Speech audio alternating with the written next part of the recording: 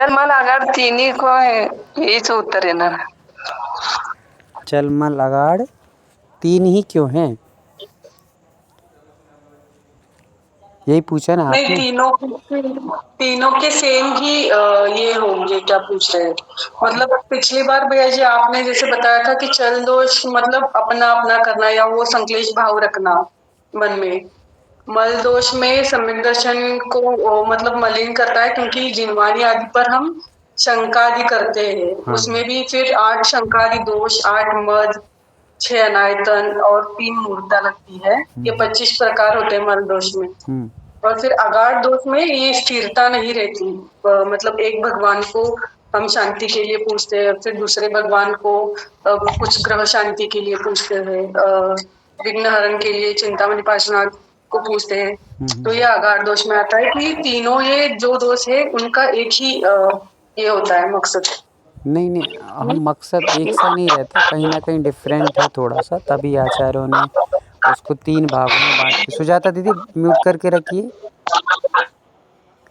तभी कुछ ना कुछ अंतर होगा। आचार्यों ने जब 3 भेद बताए हैं तो वे बहुत ही रहस्यपूर्ण होंगे। भले ही हम उन चीज़ों को गहराई से नहीं समझ पाते, वो अलग विषय है, पर आचार्यों ने यदि भेद किए हैं तो भेद होंगे ही होंगे कहीं ना कहीं। और रही बात चल मल अगाड़ की, तो हो सकता है चल का मल में चला गया, मतलब अगाड़ में चला गया हो। बाकी है यही, थोड़ा सा आप स्क्रीन शेयर एक बार करेंगे 24 खाना का, तो शायद उसमें आया है ये चीज़ें, और फिर अपन उसको एक बार व्यवस्थित और समझ सकते हैं। सम्यक्त मार्गणा एक बार निकाल कर देखें तो हो सकता है उसमें बताया गया है, या अभी समझ लीजिए, कोई दिक्कत नहीं है, उसको टाइम लगे तो हो सकता है। जैसे चल मल अगाड़, तो चल में ये भी हो सकता है कि समझना है, बस इस विषय को समझ के चलिए। बाकी तो अपन थोड़ा सा यहाँ वहाँ का हो सकता है कि इधर का परिभाषा उधर चली जाए, वो अपन देख के समझ लेंगे। बस उसके भाव को पहले समझने का प्रयास करिए। भाव क्या कह रहे हैं, मान लीजिए कि चल दोष में अपन एक अर्थ ये भी निकाल सकते हैं, जो अपन ने अभी समझा है कि शांतिनाथ को शांति करता, पार्श्वनाथ को विघ्न के हरता, मुनि सुब्रत जी शनिग्रह की निवारक, ये अपन ने जो शब्द सुने हैं वे हो सकता है चल अगाड़ दोष में चला जाए। और अगाड़ दोष को समझ लिया मान लीजिए अपन, तो अब अपन समझ रहे हैं किसको, चल दोष को। तो चल में ये भी होता है कभी कभी चलायमान बने रहना। चलायमान मतलब कि जैसे मान लीजिए आपने कोई भगवान के मंदिर बनवाया है और किसी और ने दूसरा मंदिर बनवाया, अथवा आपने भगवान की बेदी बनवाई है, दूसरे ने दूसरी बेदी बनवाई है, तो हम ये भेद करना कि ये हमारा मंदिर है, ये हमारी बेदी है, ये हमने भगवान स्थापित करवाए हैं, ये उन्होंने स्थापित करवाए, ये हमने करवाए हैं, ये मंदिर हमने बनवाया है, वो मंदिर उन्होंने बनवाया है, ये बेदी हमने बनवाई, वो बेदी उनने बनवाई, ये छत्र हमने लगाया। तो ये जो भेद रख रहे हैं, ये जो चलायमान हो रही श्रद्धा की, इधर से उधर उधर से उधर जा रही है ना, वैसे मेरे हिसाब से वो चल दोष में ही आना चाहिए। फिर भी अपन और देख लेंगे, पर अर्थ अभी समझ लीजिए किस प्रकार के भेद भी यदि हमारे दिमाग में कदाचित आते हैं, अपने अपने बेदी की भावना, अपने अपने मंदिर की भावना, अपने अपने भगवान की भावनाओं को लेकर के हम आपस में मनमुटाव भी कर लेते हैं, या आपस में ये भावना रखते हैं कि नहीं हमारी बेदी अच्छी चमकना चाहिए, दूसरे भगवान से हमें क्या लेना देना, अपने भगवान का अभिषेक होना चाहिए, दूसरे भगवान से होना हो, हमें बेदी से क्या लेना देना। कई जगह पर ऐसा होता है कि उन्होंने आए और अपने भगवान की तो अभिषेक शांति धारा की, बाजू में जो बेदी है उसका अभी प्रक्षाल भी नहीं हो रहा है, अभिषेक भी नहीं हो रहा है, कुछ भी नहीं हो रहा है, और उनका कोई टेंशन ही नहीं उनको, जो हो तो हमें क्या करना है भाई, हमने अपनी बेदी का अभिषेक कर लिया, हमें दूसरे की बेदी से कोई मतलब नहीं है, हमें अपने मंदिर में जाना है, दूसरे के मंदिर में हमें नहीं जाना है। वो तो मान लीजिए जैसे वो पाटिल का मंदिर है, हमारा चौधरी का मंदिर है, हम तो चौधरी के मंदिर में जाएंगे, पाटिल के मंदिर में क्यों जाएं, हम खंडेलवाल हैं, हम खंडेलवाल के मंदिर जाएंगे, पौरवाल के में क्यों जाएं, नहीं हम पद्मावती पौरवाल हैं, हम पद्मावती पौरवाल में ही जाएंगे, हम परवार में नहीं जाएंगे। तो ये जो एक अंदर से जो भाव चलते रहते हैं, ये हमारे सम्यक दर्शन को मलिन करते हैं, ऐसा हमें समझना चाहिए। इसलिए मंदिरों को इस प्रकार से मत बांटिए, मंदिरों को अपन को इस प्रकार से नहीं बांटना चाहिए, या भगवान को या बेदियों को इस प्रकार से नहीं बांटना। ये चल दोष कहलाता सम्यक दर्शन में। समझ में आ गया? कि हम कभी भी मंदिरों में, वेदियों में, भगवानों में भेदभाव पैदा ना करें, अपने मन में इस प्रकार के भावों को ना लाएं। हमने कोई वेदी बनवाई है या हमने कोई भगवान जी को विराजमान किया है अथवा हमने कोई मंदिर का निर्माण किया है तो वो कर दिया है, भगवान का मंदिर हो गया, वो हमारा थोड़ी ना मंदिर है। कई लोग तो अपने परिवार का मंदिर, ये हमारे परिवार का मंदिर है, हमारे परिवार ने बनवाया था, ये हमारे परिवार का है, या पंचायती मंदिर नहीं है, ऐसे कई लोग अपने ही मंदिर में मात्र सीमित होकर के रह जाते हैं। तो इसमें क्या होता है, इसमें दोष क्यों लग रहा है? दोष इसलिए लग रहा है कि आपको अपने भगवान भगवान दिख रहे हैं, और मान लीजिए आपके भगवान पार्श्वनाथ जी बैठे हैं आपके मंदिर में, दूसरे मंदिर में भी पार्श्वनाथ बैठे, तो आपको भगवान अपने पार्श्वनाथ दिख रहे हैं, दूसरे के भगवान में पत्थर दिख रहा है, आपको वहाँ भगवान नहीं दिख रहा है, आपको वहाँ अभिषेक करने की इच्छा नहीं है, वहाँ जा कर के आपको पूजा पाठ की इच्छा नहीं है, उनसे द्वेष भाव सा टाइप का हो जाता है। तो हमने भगवान भगवान में द्वेष पैदा कर लिया कि नहीं वो मंदिर हमें नहीं जाना, वो भगवान हमें, उस वेदी से हमें क्या लेना देना, हमें अपनी भगवान अपनी वेदी को देखना है। इस प्रकार के परिणाम हमारे सम्यक दर्शन के दोष का कारण बनते हैं। इसलिए ऐसे भावों को अपन को नहीं लाना चाहिए, प्रयास करना चाहिए, क्योंकि हमारे पास क्षयपसम सम्यक दर्शन है, और क्षयपसम सम्यक दर्शन है तो स्वाभाविक रूप से ये दोष लगेंगे, कहीं ना कहीं थोड़ा सा मन आएगा, पर वो मन थोड़ा बहुत आए ठीक है, पर कहीं लड़ाई झगड़े के और बैर भाव के और हमारे अंदर बिल्कुल कटुता की भावना बन जाए उन वेदियों को लेकर के या मंदिरों को लेकर या भगवान की प्रतिमाओं को लेकर के, हम एकदम द्वेष भाव पैदा ना कर लें, अन्यथा वो हमारा सम्यक दर्शन खत्म भी हो सकता है, नष्ट भी हो सकता है, पूर्ण रूप से दोष लग सकते हैं। तो ये समझना है। मल में 25 प्रकार के मल जो होते हैं, शंका आदि 25 प्रकार के जो दोष हैं, तो अपन उनको यदि संक्षिप्त में समझें तो शंका आदि 8 दोष, और ज्ञान का मद, पूजा का मद, कुल का मद, जाति का मद इत्यादि को लेकर के 8 प्रकार के मद, तो 8 + 8 करेंगे तो 16। फिर उसके बाद 6 अनायतन। 6 अनायतन कौन कौन से? तो कुदेवी देवता को मानना और कुदेवी देवता के मानने वालों को मानना, ऐसे 6 प्रकार के अनायतन हो जाते हैं। तो अपने 16 और 6 22। फिर बची 3 मूर्ताएँ।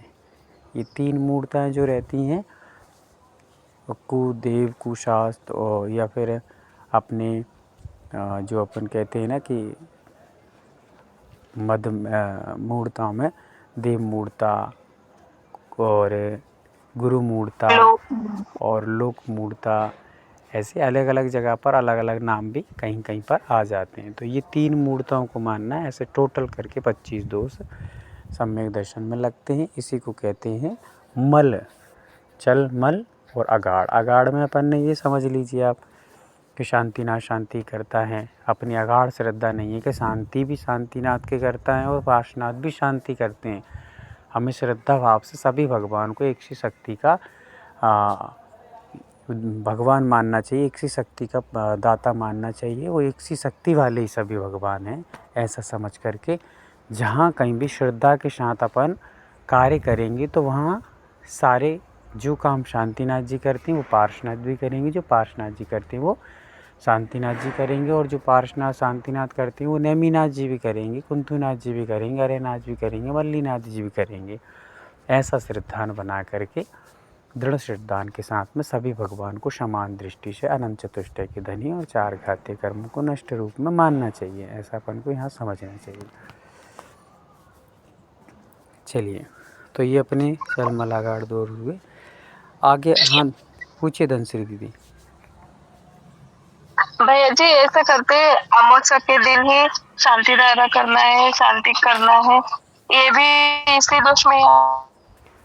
हाँ, वो जो भी भगवान में भेदभाव किए या हमने भगवान को दिनों के हिसाब से बांट दिए, ये सारी चीज़ें हमारे दोष का कारण बनेंगी। हाँ, यदि हम लोग सामान्य से अपन क्या रहता है, कभी कभी इस दृष्टिकोण से बांट लिया, मान लीजिए कि हमें नई नई पूजा करेंगे तो अपन का मन लगता है, पुरानी बार बार एक एक पूजा नहीं करना हमें, तो वैसे हमने बांट लिया कि हम शनिवार को इनकी पूजा कर लेंगे, रविवार को इनकी कर लेंगे, सामान्य से बांट लिया कि नई नई पूजा करेंगे तो मन अच्छे से लग जाता है, वो अलग विषय है। पर ये सोच के बांट लिया कि नहीं शनिवार को शनि ग्रह निवारक होते मुनि शुभ्रत नाथ जी तो मुनि शुभ्रत नाथ जी करेंगे, बुधवार को शांतिनाथ जी बुध ग्रह का निवारक हैं तो बुधवार को शांतिनाथ जी का करेंगे। ऐसे भेद करके यदि बांटा है तो फिर वो दोष का कारण बनते हैं। आप पूछिएगा विजय अनुप्रिया दीदी, आप पूछिए क्या पूछ रही थी। वंदना भैया जी मेरा प्रश्न ये था कि जैसे हमें अपने मूल नायक के प्रति थोड़ा विशेष राग होता है तो क्या वो इसमें आएगा? देखिए मूल राग होना एक अलग विषय है। जैसे कई लोगों का पार्श्वनाथ जी से किसी भगवान शांतिनाथ जी से ये राग होना अलग विषय, पर भेदभाव कर देना अलग विषय है। भेदभाव मतलब कि वही जो अपन ने अभी समझा, वो भेदभाव मत करिए, राग करिए आप तो आचार्य आचार्य शब्द हैं या भगवान भगवान शब्द हैं, पर ये मूल नायक भगवान है तो मूल नायक भगवान विशेष रूप से हम लोग इनको मानते हैं, उनकी पूजा अर्चा डेली करते हैं, वो अलग विषय।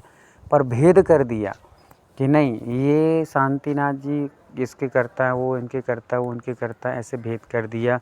या मूल नायक भगवान के पूजा पाठ से ही सारी वो होती हैं क्रियाएं और शक्तियाँ मिलती हैं, अन्य से नहीं मिलती, ऐसा भेद मत करिए। हाँ मूल नायक भगवान इस वेदी के या इस वेदी के मूल हैं, मूल मतलब कि वे इस वेदी में मूल रूप से बैठे हुए हैं, मुख्य रूप से हम लोगों ने इनको बड़ा बना करके बिठाला है। तो मूल नायक भगवान की डेली पूजन हमें करना चाहिए इस भाव से कि वो मूल यहाँ पर बनाए गए हैं, क्योंकि न किसी को तो मूल बनाना पड़ेगा जिनके नाम से ये मंदिर जाना जाए। तो उस हिसाब से हमने मूल नायक बनाया है और उनके प्रति विशेष अनुराग होना एक अलग विषय है। हमने अनुराग किसी से कम नहीं किया, फिर इनसे थोड़ा विशेष हुआ है, भेदभाव नहीं किया है। पर यहाँ तो भेदभाव ऐसे ही कर दिया कि नहीं शांति शांति का ही करता है, विवेक करता है, इनसे ही ग्रह नष्ट होता है, तो बिल्कुल डिफरेंस का मतलब डिफरेंट ही हो गया, काम ही अलग हो गया। ऐसा भेद नहीं करना चाहिए। चलिए पूछिए। हाँ मीनाक्षी दीदी। वंदना भैया जी वो जो 2 प्रकार की स्पर्धक लिखवाए थे ना आपने, देशघाती और सर्वघाती, तो उसमें वो सर्वघाती का नहीं बताया था शायद आपने।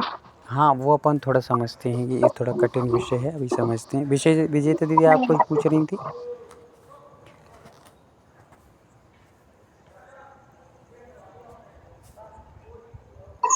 मुझे कह रहे हैं भैया जी, जी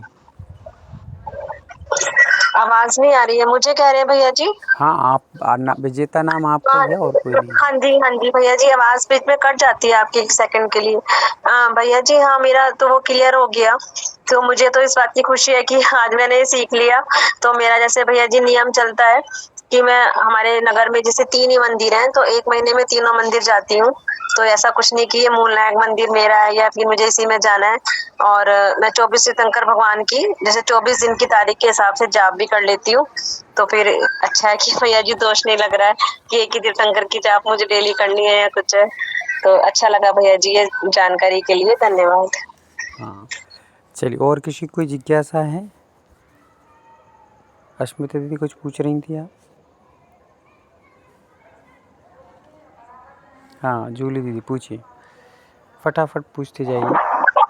वंदना भैया जी। हाँ दीदी। भैया जी मुझे ये 12 नंबर वाली मार्गा समझ में नहीं आई, ये सम्यक मार्गा। सम्यक मार्गना मैं फिर से बता दे रहा हूँ आपको अभी, ठीक है। और किसी कोई जिज्ञासा, कोई और मार्गना किसी को समझ में नहीं आई तो वो भी पूछ सकती है, ज़रूरी नहीं है किसी विषय पे पूछे। कोई मार्गना है या कोई मार्गना के अंदर का कोई भेद रह गया है वो समझ नहीं आ रहा है तो वो भी पूछ सकते हैं। क्लियर विषय होता जाए ताकि अपन आगे जो पढ़ेंगे तो वो फिर आपको फटाफट सारी चीज़ें आती जाएंगी। और अभी क्लियर नहीं होगा आपका सारा का सारा विषय तो फिर दिक्कत बाद में हो सकती है। चलिए विषय पूछा गया मीनाक्षी दीदी ने कि स्पर्धक। देखिए हम थोड़ा सा कोई बहुत कठिन विषय नहीं है, बस आप लोग यदि बुद्धि में ये बिठा लेंगे मन में कि हमें समझ में आएगा, कोई बड़ी बात नहीं, तो वो आ जाएगा। और आप सोचें अरे ये तो बहुत कठिन विषय हो गया, तो नहीं आएगा। तो पहले तो हमें ये समझना 2 प्रकार की प्रकृति होती हैं, एक देशघाती प्रकृतियाँ और एक सर्वघाती प्रकृतियाँ होती हैं। ये समझ लीजिए, देशघाती और सर्वघाती प्रकृतियाँ होती हैं, ठीक है। जैसे देशघाती कौन सी हैं, सर्वघाती कौन सी हैं, तो जो भी 4 घातीय कर्म हैं उनकी सारी प्रकृतियाँ सर्वघाती हैं। 4 जो घातीय कर्म हैं उनकी सारी प्रकृतियाँ, जैसे ज्ञानावर्णी की 5, दशनावर्णी की 9, मोहिनी की 28 और अपनी एक और कौन सी अंतराय की 5, ये सभी प्रकृतियाँ कैसी हैं? सर्वघाती प्रकृतियाँ हैं, संपूर्ण रूप से आत्मा के गुणों का घात करती हैं, इसलिए इनको सर्वघाती कहा है। और बाकी 3 जो 4 आघातीय कर्म हैं वे देशघाती प्रकृतियाँ हैं। अब सर्वघाती का अर्थ तो आप समझ ही गए, पूर्ण रूप से घात करना, जो आत्मा के गुणों का पूर्ण रूप से घात करते हैं उनको सर्वघाती कहते हैं। और जो एक देश घात करते हैं उनको देशघाती प्रकृतियाँ कहते हैं। तो ये आपको 2 चीज़ समझ में आ गई कि कौन सी देशघाती कौन सी सर्वघाती प्रकृतियाँ हैं। बहुत अच्छा। अब हम लोग अब आपने कहा स्पर्धक, तो अब स्पर्धक अलग चीज़ होती है। प्रकृतियाँ समझ ली हमने, मूल रूप से 4 घातीय देश सर्वघाती हैं और 4 आघातीय देशघाती हैं प्रकृतियाँ, ये समझ लिया अपन ने। अब हम चलते हैं कि देशघाती जो प्रकृतियाँ हैं, आघातीय कर्म की जो 4 कर्म थे वे सब देशघाती हैं, तो उनमें कोई भेद नहीं। और जो सर्वघाती प्रकृतियाँ अपन समझ के आए हैं, घातीय कर्म के 4 जो प्रकृतियाँ हैं, ज्ञानावर्णी, दर्शनावर्णी, मोहिनी और अंतराय, ये कैसी हैं? सर्वघाती प्रकृति हैं। अब ये सर्वघाती प्रकृतियों में भी 2 प्रकार के स्पर्धक होते हैं। स्पर्धक मतलब शक्ति कहना चाहिए। इन सर्वघाती प्रकृतियों में भी 2 प्रकार की शक्ति होती है, उनको हम लोग स्पर्धक के रूप में जानते हैं। एक होती हैं सर्वघाती स्पर्धक और एक होते हैं देशघाती स्पर्धक।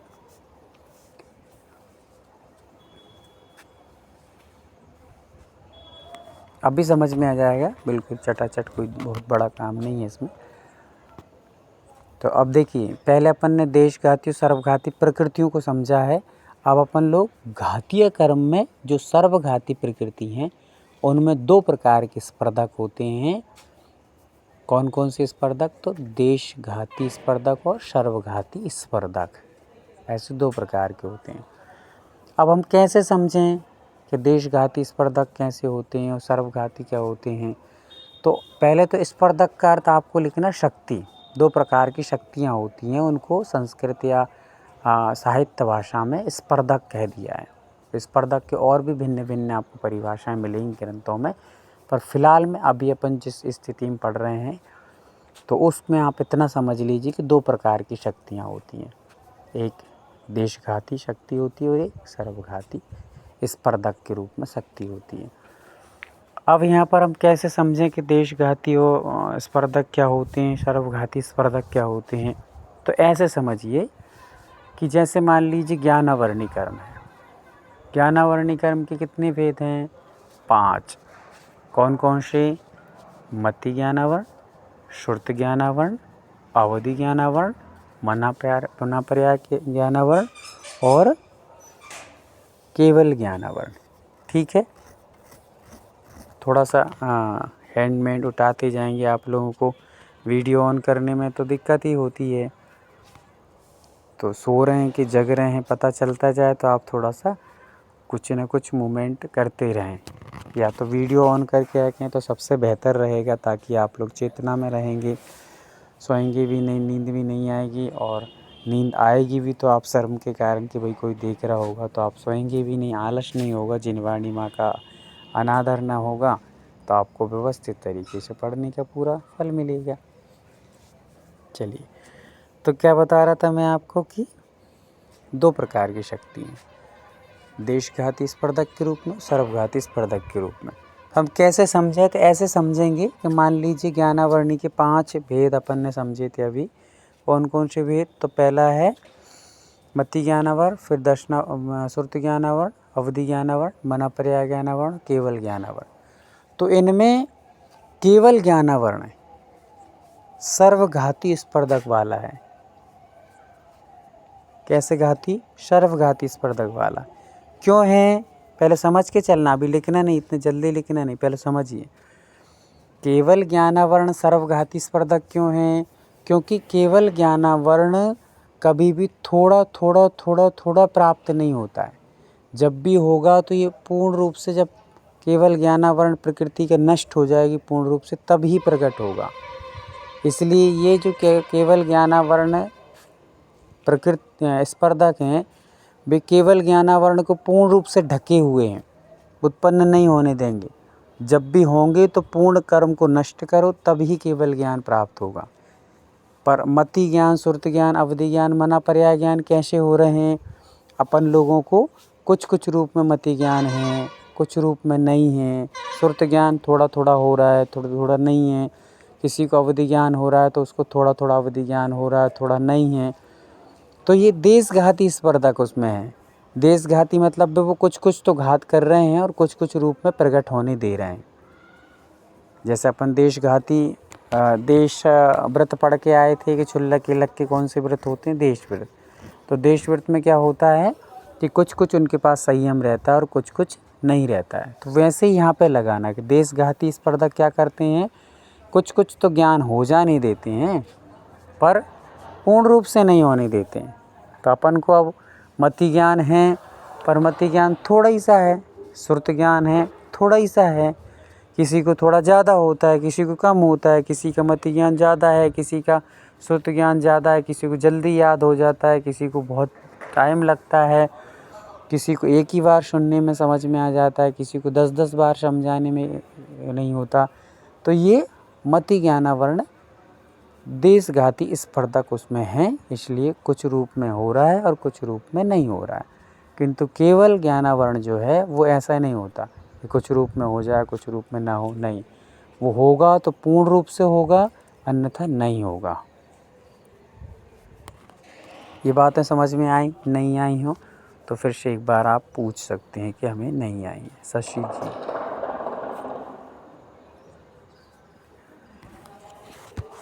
हाँ शशि दीदी पूछिए क्या पूछना है।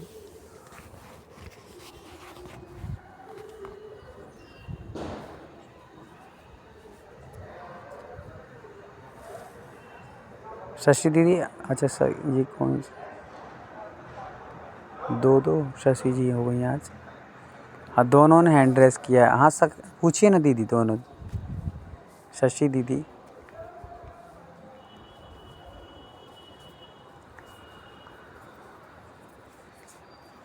आवाज़ नहीं आ रही क्या मेरी?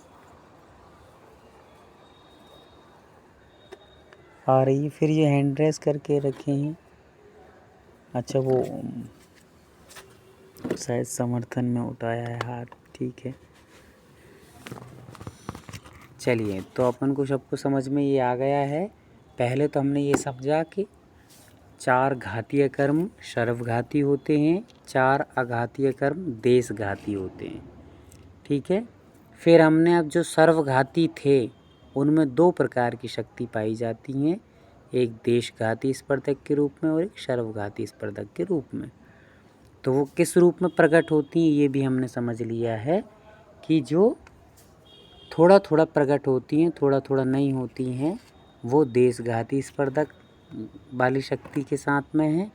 और जो केवल ज्ञानावरण है वो सर्वघाती स्पर्धक है।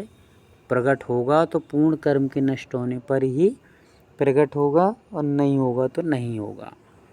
ऐसे ही दर्शनावरण में लगाना, ऐसे ही मोहिनी में लगाना, ऐसे ही आपको अपने अंतराय में लगाना है। चलिए अब किसी की कोई जिज्ञासा हो तो पूछ सकते हैं, अन्यथा मैं पूछूंगा आपसे। हाँ पूछिए रतन दीदी।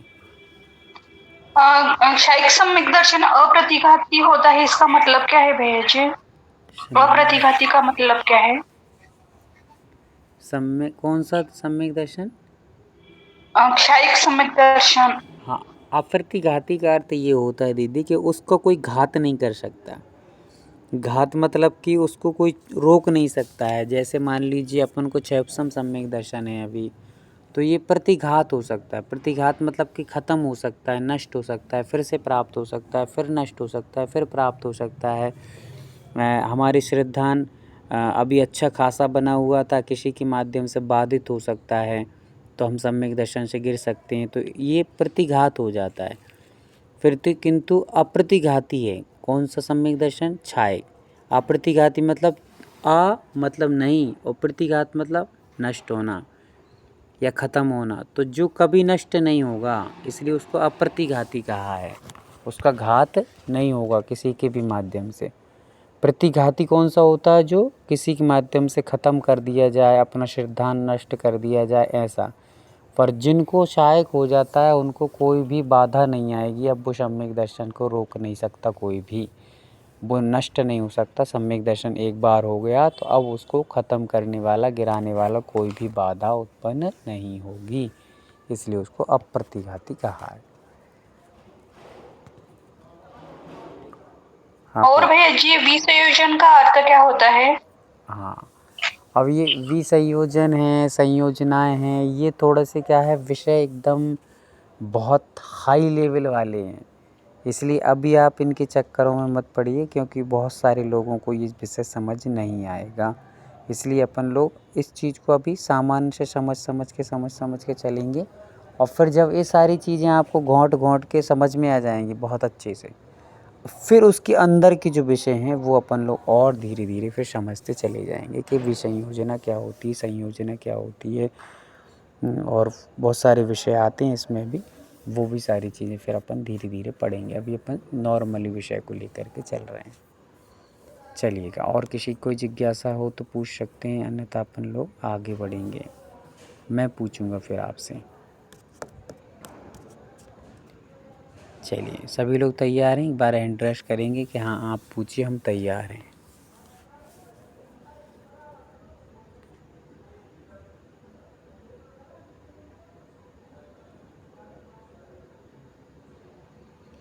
चार पांच लोगों ने बस किया है।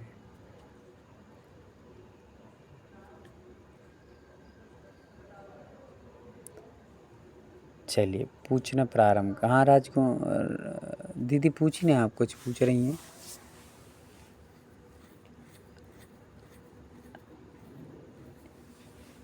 हाँ, राजा गोंडा दीदी जो भी पूछ रही हैं आप पूछ सकती हैं, कुछ पूछना चाह रही हो तो, या आपने समर्थन में शायद हाथ खड़ा किया हो, कोई दिक्कत नहीं। आगे काय नहीं भाईजी, काय नहीं भाईजी। बार। चलिए, तो मैं पूछता हूँ अब आपसे।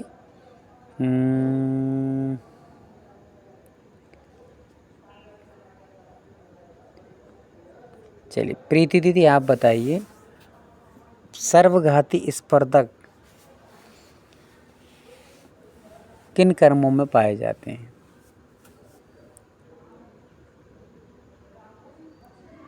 सर्वघाती स्पर्धक दर्शनावर्णी, मोहिनी और वेदनी और ज्ञानावर्णी में पाए जाते हैं।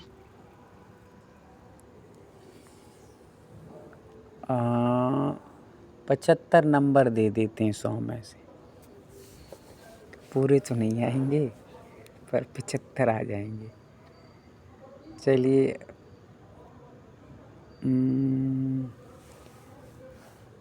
प्रेमलता दीदी आपको कुछ आया समझ में इस विषय में? हाँ भैया जी, मुझे समझ में आ रहा है। मैं दोबारा देख के सब लिखकर फिर समझने की कोशिश करूंगी। वैसे काफी समझ में आ रहा है भैया जी मुझे। जी, बहुत अच्छा।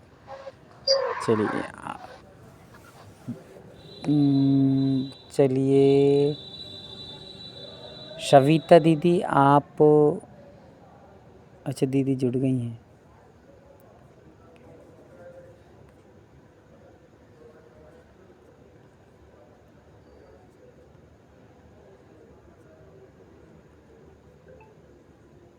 समेत भैया आप बताएंगे कि देशघाती स्पर्धक कौन सी प्रकृतियों में पाए जाते, किस कर्मों में पाए जाते, कौन कौन से कर्मों में पाए जाते हैं?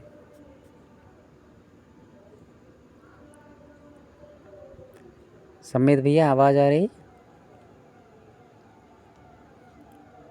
चलिए, वरना भैया जी वो बीच में थोड़ा मेरा नेटवर्क गया तो इसलिए मुझे मतलब वो सुना नहीं मैंने। मैं बाद में रिकॉर्डिंग देख के सुनूंगा। ठीक है, कोई दिक्कत नहीं। अब रिकॉर्डिंग कोई करेगा तब तो सुनोगे। पल्लवी दीदी आप बताइए। भैया जी रिकॉर्डिंग जी जल्दी भैया से जी। कर दीजिएगा प्लीज हम लोग के लिए। हाँ हाँ जी दीदी प्रयास किया जा रहा है। हाँ हाँ पल्लवी दीदी। देशघाती कर्म 4 आघातीय कर्म होता है। जैसे 4 आघातीय कर्म जो होते हैं वो आयु, नाम, गोत्र और वेदनीय होते हैं। आयु आघातीय कर्मों में देशघाती स्पर्धक होते हैं, यही बताया ना आपने दीदी पल्लवी दीदी? भैया जी आवाज आ रही है मेरी? हाँ आपकी आ रही है, पर आपने क्या बोला एक बार फिर से बोलिए। मैंने वो ये बोला कि देशघाती स्पर्धक अघातीय कर्म में पाए जाते हैं, जो कि आयु, नाम, गोत्र और वेदनी, ये 4 अघातीय कर्म।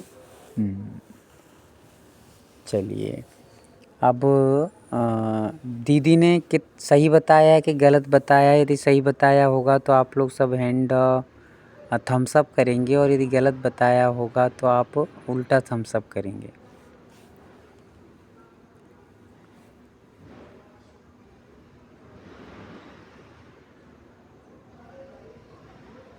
चलिए मात्र एक दीदी, मतलब बहुत सारे लोगों ने तो थम्स अप किया नहीं है, और कुछ ने किया है, तो उनमें से सब ने राइट किया है। रतन दीदी, अश्मिता दीदी और सन्मति दीदी, इन लोगों ने उल्टा किया है। तो अब इनसे पूछेंगे अपन लोग कि क्यों किया है, वो बताएंगे आपको, और जिन्होंने थम्स अप किया था वो ध्यान से सुनेंगे। हाँ अश्मिता दीदी बताइए कि आपने उल्टा क्यों किया है? वंदना भैया जी, आपने पूछा था देशघाती स्पर्धक।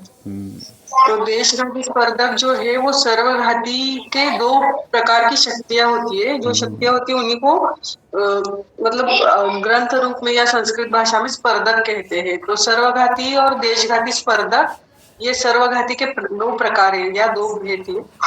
तो जो देशघाती होता है वो देशघाती पूर्ण रूप से नहीं होता है, थोड़े थोड़े रूप में होता है। जैसे वेदनीय कर्म होगा या फिर मोहनीय होगा, वो थोड़े थोड़े रूप में, या फिर श्रुत ज्ञानावरण या मति ज्ञानावरण का वर्ण्य का हो, सॉरी श्रुत ज्ञानावरण मति ज्ञानावरण नहीं, वेदनीय और मोहनीय कर्म का मतलब थोड़े थोड़े इसमें कर्म हमारा उदय में आ जाता है। मतलब थोड़ी देर हम ध्यान रख पाते हैं किस चीज का, और थोड़ी देर में भूल जाते हैं।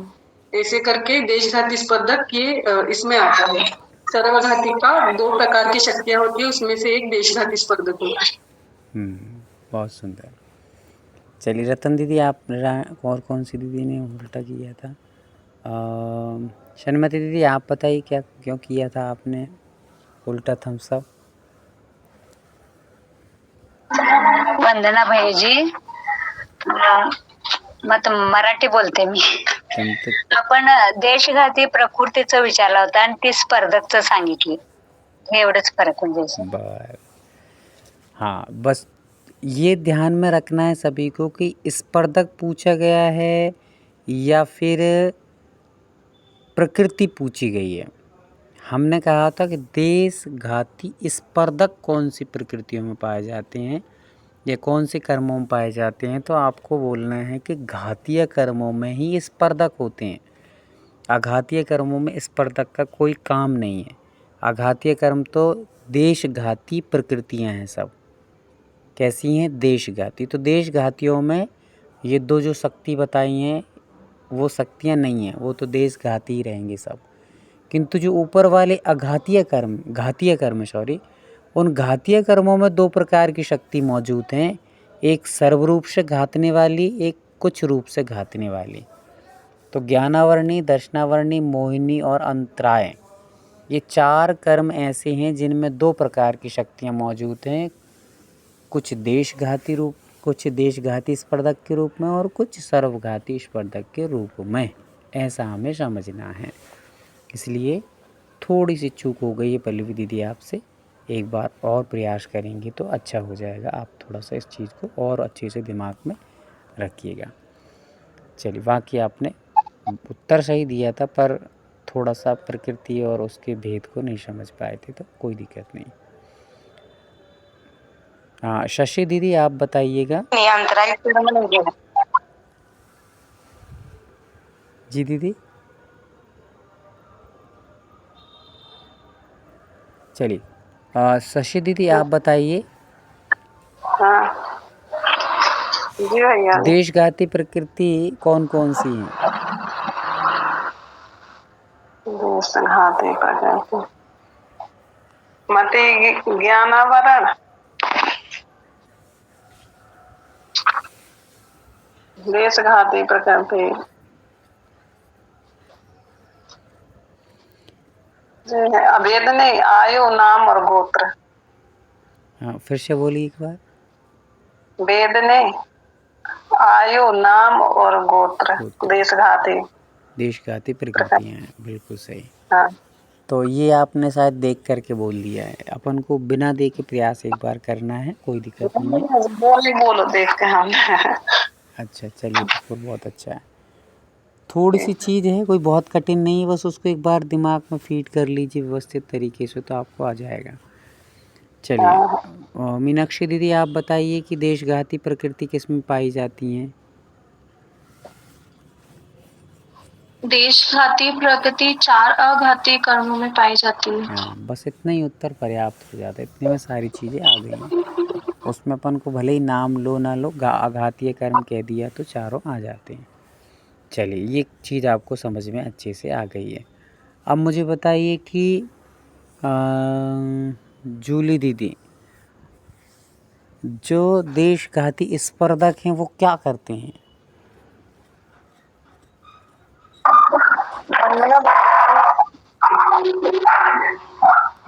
मुझे समझ में नहीं आया ये। तो चलिए म्यूट कर लीजिए। अब क्या है कि आप एकदम बहुत शोरगुल में है ना, एकदम एकांत में इन चीज़ों को समझा जाता है। शायद वो शोरगुल के कारण से आपको व्यवस्थित आवाज़ भी नहीं पहुंच रही है और आप उस चीज़ को समझ नहीं पाए। कोई दिक्कत नहीं, आप वीडियो के माध्यम से सुन करके प्रयास कर लेना एक बार। बाकी सबको आ गया, अपन आगे बढ़ें। भैया जी जैसे इसमें आपने एग्जाम्पल दिया ज्ञानावर्णी का, तो जैसे ये जो दर्शनावर्णी है, मौनी अंतराय, तो इसमें किसी लेंगे जैसे दर्शनावर्णी है तो दर्शनावर्णी में भी जो केवल दर्शन है, हाँ तो जो केवल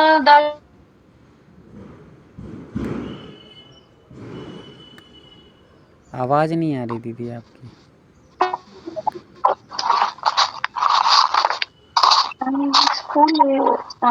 हाँ मैं पूछ रही हूँ भैया जी कि जो मतलब ज्ञानावर्णी का आपने दिया है, तो ये दर्शनावर्णी के जैसे 9 भेद है, तो दर्शनावर्णी में आता है केवल दर्शन, तो केवल दर्शन में भी ऐसे ही लगाना है कि मतलब वो भी थोड़े थोड़े में प्राप्त नहीं करेगा, वो भी पूर्ण रूप से प्राप्त करेगा। हाँ क्योंकि ये सर्वघाती है, वो सर्वघाती स्पर्धक है, उसमें वो एकदम से थोड़ा बहुत नहीं होगा। जब भी पूरा कर्म नष्ट होगा तो पूर्ण रूप से ही प्राप्त होगा। थोड़े से कर्म नष्ट करके थोड़ा सा हो जाए ऐसा नहीं। हाँ पूछिए। और मोहिनी में 28 भेद है, तो फिर मोहिनी में कैसे लगाएंगे? मोहिनी में जो संजुलन है, वो संजुलन जो यथाख्यात चारित्र नहीं होने देती है, तो वो यथाख्यात चारित्र इसी के कारण से नहीं हो रहा है कि कुछ उसमें ऐसे भी प्रकृतियां हैं जिसके कारण से पूर्ण रूप से जब तक घात नहीं होगा तब तक सर्वघाती प्रकृतियों का नष्ट नहीं होगा, ऐसा रहता है। अब उसमें एक प्रकृति में भी दो चीज़ें हो सकती हैं, जैसे संजुलन है या अनंतानुबंधी है। तो अनंतानुबंधी जब तक पूर्ण रूप से नष्ट नहीं होगी तब तक छाया सम्यक दर्शन नहीं होगा। कौन बोल रहा है? तो ऐसी चीज़ें रहती हैं उसमें, और उस अपन को प्रकृतियों को मैं आपको कभी पंखा चालू कर लो, बैठ जा। अच्छा तुम कर लो जाकर पर। रानू दीदी आप म्यूट कर लीजिए। हाँ तो ऐसे कई कर्म हैं, उनके अपन लिस्ट बना करके मैं आपको देख करके भेज दूंगा कि कौन सा कर्म सर्वघाती स्पर्धक से अभिभावित होता है और कौन सा कर्म देशघाती से अभिभावित होता है। चलिए कोमल भैया।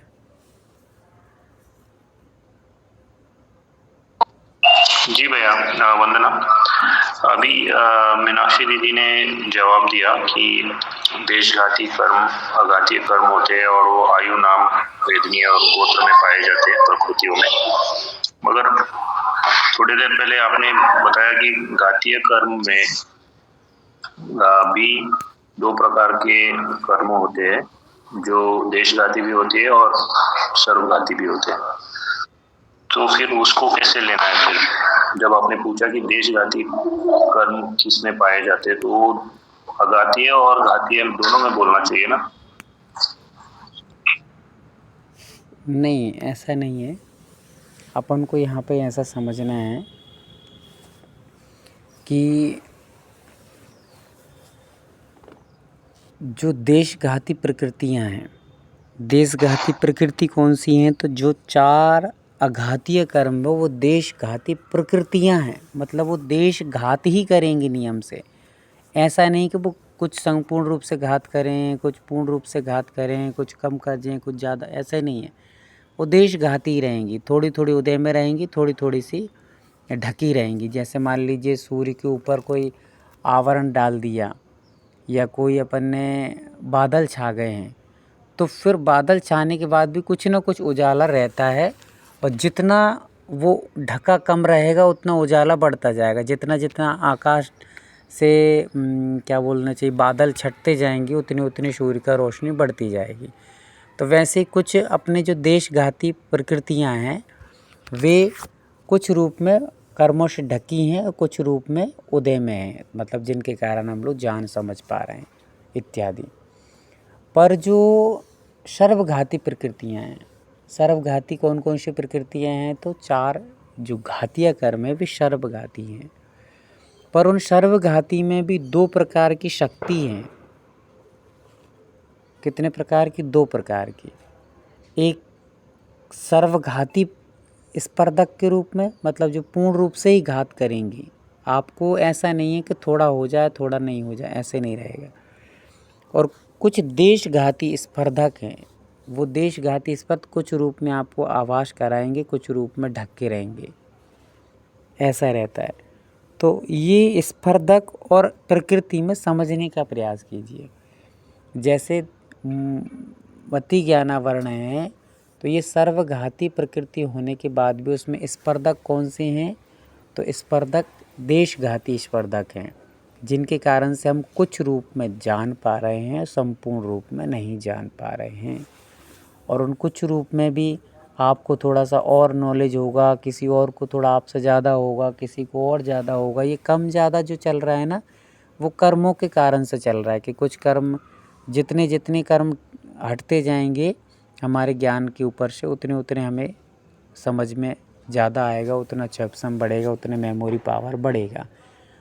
और जितने जितने ढकते जाएंगे उतना उतना हमको कम कम कम समझ में आएगा, कम याद होगा और कम हमारा समझ, मतलब बार बार सुनने पर भी हमें याद नहीं रहेगा, समझ में नहीं आएगा।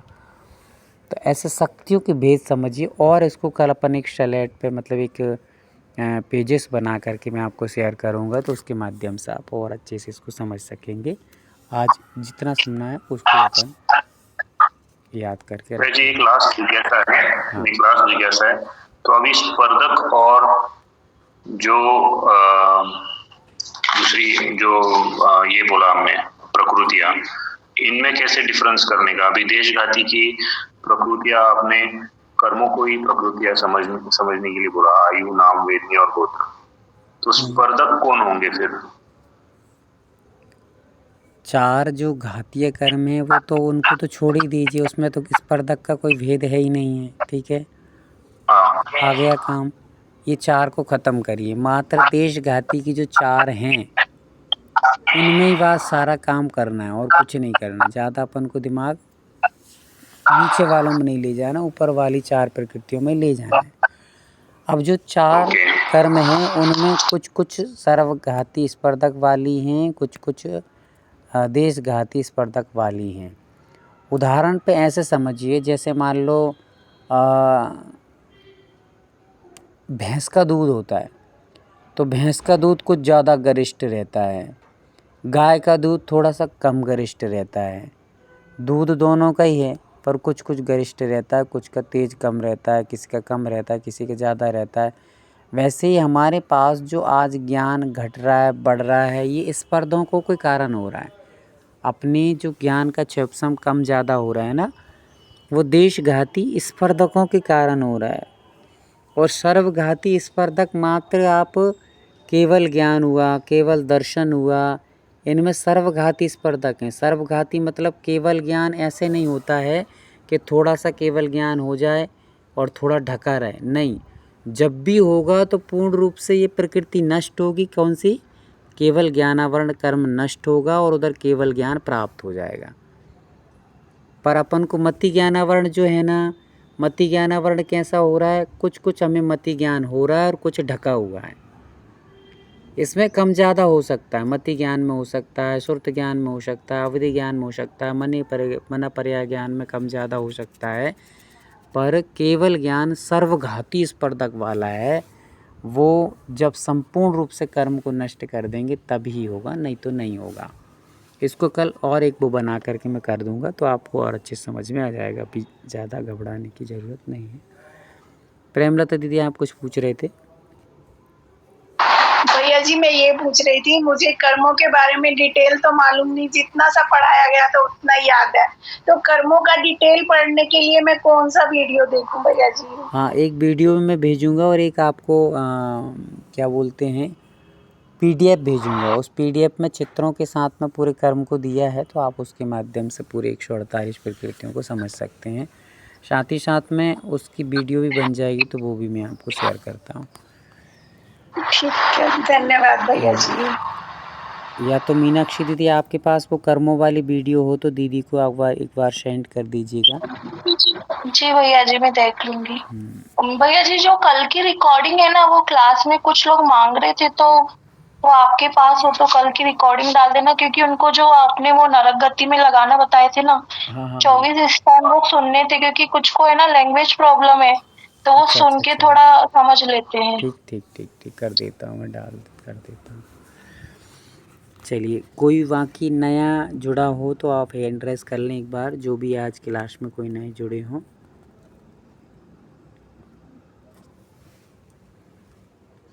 अरुणा दीदी आज ही जुड़ी हैं क्या, पहले से जुड़ी हैं? कल से भेजती हूँ। अच्छा, कल से जुड़े। हाँ दीदी, ठीक है आपका।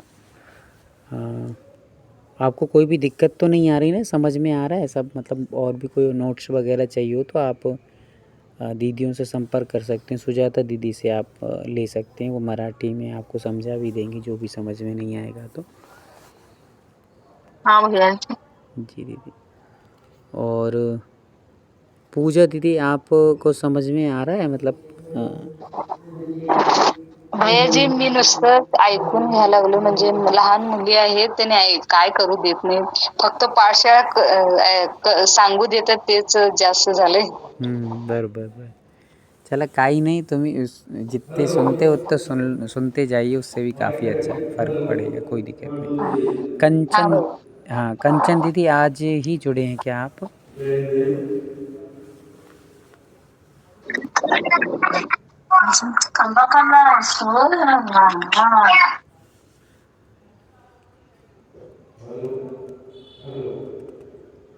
कंचन दीदी आपको आवाज़ आ रही है?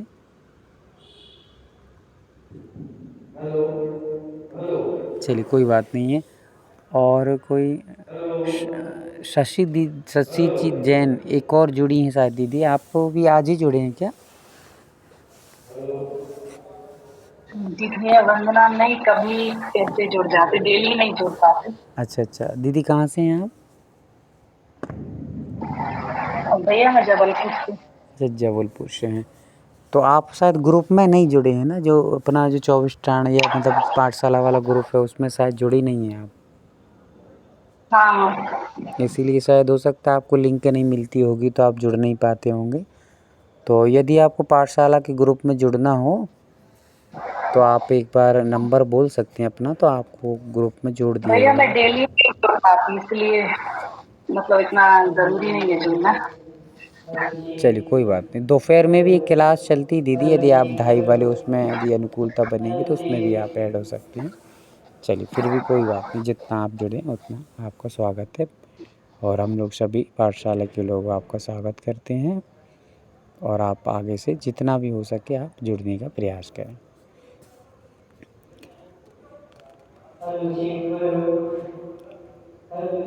चलिए बाकी सभी लोग अपने सारी चीज़ें आपको समझ में आ गई होंगी, जिनको नहीं आई होगी वो वीडियो और सुन लीजिएगा। और अभी तो अपन लोग, ये तो शुरुआत है, तो अपन 2-4 बार इन चीज़ों को फिर से रिपीट करेंगे, रिवीजन करेंगे, तो आपके दिमाग में बैठ जाए। इसलिए अपन डेली सारी चीज़ों का रिवीजन कर रहे हैं, ताकि ये सारी चीज़ें कहीं भी अछूती ना रह जाएँ, कोई छूट ना जाए अपना। इसलिए घबराना नहीं है कि आज समझ में नहीं आया तो 2 दिन बाद आएगा, क्योंकि अपन तो डेली रिवीजन करना ही है। बिना रिवीजन को अपन आगे नहीं बढ़ेंगे। हाँ दीदी पूछिए, अस्मिता दीदी कुछ पूछ रहे हैं। वंदना भैया जी, मुझे ये बोलना था कि शयोक्सम सम्यक्तों का आपने एक एग्जाम्पल बोला था, जो राजा और प्रजा जो छूट जाती है, और उससे रिलेटेड आपने बोला था कि डिस्कशन ग्रुप में आप एग्जाम्पल डालिएगा। बोला तो था। मैंने एक एग्जाम्पल निकाला है कि जिस प्रकार चावलों में जो कोद्रो होता है ना, मराठी में उसको कोद्रो बोलते हैं, जो मादक होता है एक तरह से, तो जितना भी उसको धो ले लेकिन वो उसकी मादकता नहीं छोड़ता। वैसे ही मतलब अपने कर्म हम जितने भी मतलब धोने के बाद भी उसमें मादकता बच जाती है, तो ये लगा सकते हैं उस पे एग्जाम्पल। हाँ लगा सकते हैं कि उसमें जितना धुल कर के उसकी मादकता निकल गई है कुछ कुछ, तो वो तो अपना क्षय हो गया, और कुछ दबा रहता है। मतलब ऐसा नहीं कि मादकता कुछ कुछ तो उसमें, जैसा वो उबाल वगैरह लेते हैं, कुछ कर लेते हैं, तो जितनों की निकल गई उतने हिस्से में उपशम हो गया, कुछ का उदय हो गया, कुछ का ऐसे लगा सकते हैं। पर एग्जैक्टली इतना थोड़ा सा बैठेगा नहीं, उसको एक बार और चिंतन करना तो हो सकता है अपन बिठा सकें। ऐसा लगा सकते हैं कि जैसे कुछ दाल वगैरह रहती हैं, तो कुछ दालें ऐसी रहती हैं जो सीज जाती हैं, मतलब कि उबल जाती, बन जाती हैं, और कुछ दालें उसी में उबलते उबलते ऐसे ठर्रा, मुँह का क्या कहते हैं उसको, ठर्रा अर्रा, तो वे कितने भी उबाल दो फिर भी वो उबलती ही नहीं है। ठीक है ना, कुछ उबल जाती हैं, कुछ उबलती ही नहीं हैं, और कुछ उबलने जैसी हो जाती हैं। तो ऐसे 3 कंडीशन बनती, कभी दाल आदि बनाएंगे आप, सब्जी आदि भी, ये सब्जी में तो हालांकि ऐसा है कि उबल जाती, पर कुछ दालें ऐसी रहती हैं कि उसके 2-4 दाने मतलब कितने भी उबाल लो वो उबलते ही नहीं हैं, और कुछ दाने ऐसे रहते हैं वो उबल करके व्यवस्थित बन जाते हैं, और कुछ दाने ऐसे भी रहते हैं जो उबलने जैसे हो जाते हैं पर पूर्ण उबलते नहीं हैं। तो ये 3 कंडीशन, जो उबल गया पूर्ण रूप से वो उदय में है भाई, को मतलब अच्छा हो गया है। फिर कुछ का जो कुछ कुछ उबले हैं वे उपशम में हैं, और जो उबल ही नहीं रहा है बिल्कुल, तो उसको अपन लोग कह सकते हैं कि ये उदय में है। उदय मतलब कि वो उदय में ही है, उसको ना उपशम हुआ है ना क्षयपशम हुआ है, वो तो उदय में रहा है। ऐसे समझ सकते हैं सामान्य तरीके से, बाकी विशेष उदाहरण पर नहीं आएंगे, ये सामान्य से कुछ समझा जा सकता है, विशेष इतना वो नहीं है इसमें दम। चलिए और भी चिंतन में लाइए तो बहुत सारी चीज़ें अपन को मिल जाएंगी, हो सकता है। हाँ राजगुण दीदी आप कुछ पूछ रहे हैं? हाँ जी भैया जी, आज का प्रवचन नहीं समझ में आया हमको। अच्छा, आज का प्रवचन समझ में नहीं आया। विषय होता है काय समझ में नहीं आया। एक बार अस्मिता दीदी आप अपनी भाषा में थोड़ा सा ये एक बार बताएंगी, मराठी में, तो शायद हो सकता है कि वो समझ में आ जाए। 5 से 10 मिनट में बताइए। जी भैया जी। अस्मिता, हाँ ते मीनाक्षी जी आण कळसावर धरते, आम्हाला पण पाठव म्हणून सांगितले, ते आज बघायला येते, मग तोंडाने सांगितलं म्हणून काय व्यवस्थित कळत नाही। हाँ भैया जी, आप जो भी ये भेजने वाले हो ना, सर्वघाती प्रकृति और देश प्रकृति का मतलब वो डिस्कशन ग्रुप में डाल दो तो सभी लोगों को वो हो जाएगा। हाँ ठीक है ना, देख लेता हूँ। अस्मिता, हाँ काकू, इंद्रिया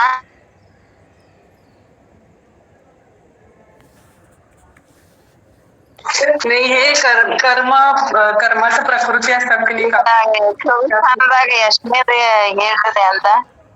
नाही हे कुठल्या मार्गणामधलं नाही आहे, 24 स्थानातल्या कुठल्या मार्गणामधलं नाही आहे. हे कर्माच्या प्रकृतीवर नाही, कर्माच्या प्रकृतीवर नाही. जसं आता क्षयोग सम्यक्त्व उपशम सम्यक्त्व, तर ते क्षयोक्षम सम्यक्त्व मध्ये दोष येतात. त्याच्यावरनं कर्माचा विषय निघला होता त्या दिवशी, आणि त्या कर्माच्या ह्याच्यावरनं सांगितलं होते की सर्वघाती आणि देशघाती हे दोन प्रकृती असतात. तर जे सर्वघाती प्रकृती असतात ते जे घातीय कर्म असतात की नाही, ते सगळे सर्वघाती प्रकृतीमध्ये येतात. आणि जे अघातीय कर्म असतात ते देशघाती प्रकृतीमध्ये येतात.